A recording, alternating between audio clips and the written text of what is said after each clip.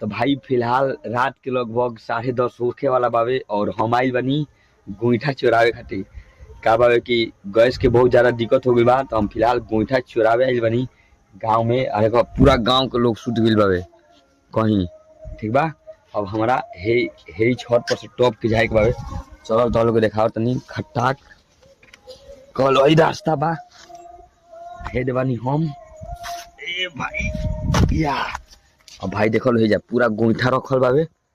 अब हमारा यही में से 2-3 गो अपना के गोईठा चोरावे के बावे। देखो लो भाई, देखो ही बानू पता बा का बा एक रेट इतना हाई हो गइल बावे कि चोरावे के पड़ता है। ये बेचाते है बेरा एगो 10 रुपया के, ठीक बा। लेकिन तो लोग के चाही चोरौधा माल में से चाही तो कम से कम 50% देवे के पड़ी। बाकी संख्या और हम बहुत धैले बानी किनियो के हइले इतनी बेचे खतरा। जगह जगह चाहिए कमेंट कर लो। हेकर रेट तो लोग कितना बा कमेंट करिए लो। हमनी के गैस सिलेंडर तो मैंने 2500 पार कर दिल बा। अगर चाही 500 रुपये सैकड़ा दिया जाए केहू के चाही तो कमेंट कर लो, जल्दी जल्दी कमेंट करो।